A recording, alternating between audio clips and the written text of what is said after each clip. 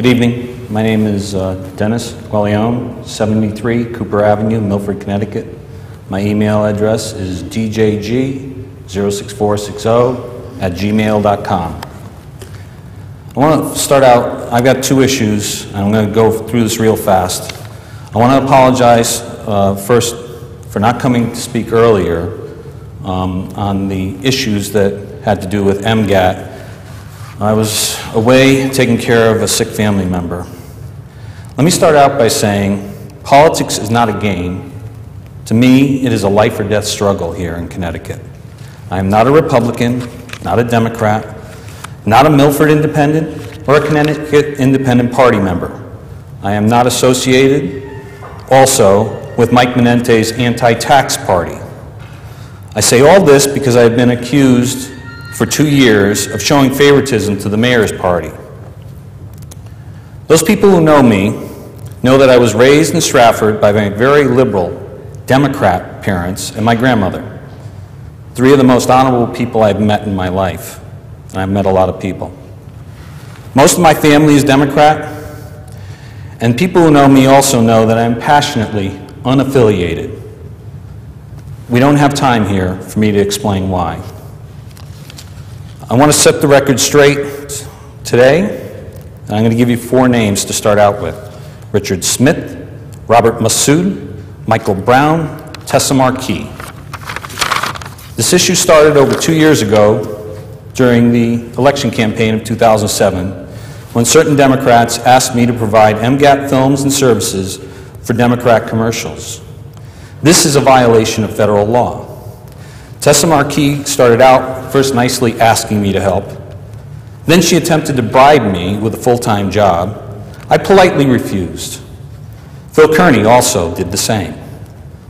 Tessa Marquis went on to threatening me and my parents.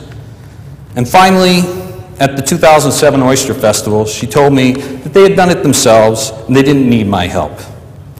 There are many other things, and I have filed complaints already on November 3rd, not on November 30th, right at the beginning at election time.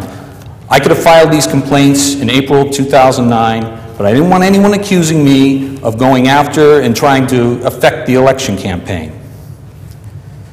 The plan is simply this.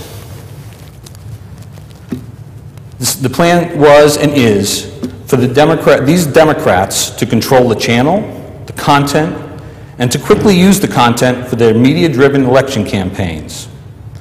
I was fired in retaliation for not signing on. I'm a civil rights advocate, and I refuse to give in to coercion to commit violations of federal and state law. The 2009 MGAT committee members who were involved in this include Mike Menente, Phil Kearney, Toby Zabinski, and Bob Adams. I could go into much more detail, but the rest is included in the complaints. I don't blame all Democrats here. I have, as I said, most of my family members are Democrats. And I believe 95 to 98% of the Democrats here in Milford are honorable people like my parents. The individuals I named herein are what my very liberal Democrat grandmother used to call gangster Democrats. People who will break every rule to gain power.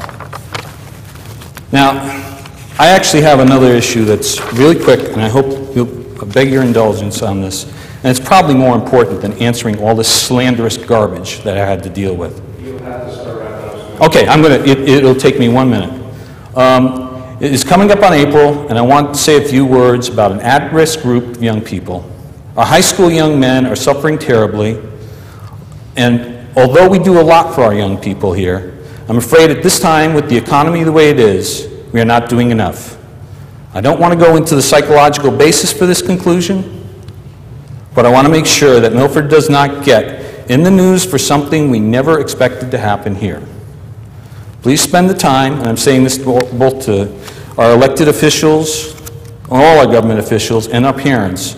Please spend the time this spring to focus on meeting with these young men and listening to their concerns. And that's all I have to say. I'd like to give you a copy of my complaints, which have already been filed with the Attorney General, if it would be all right. Okay.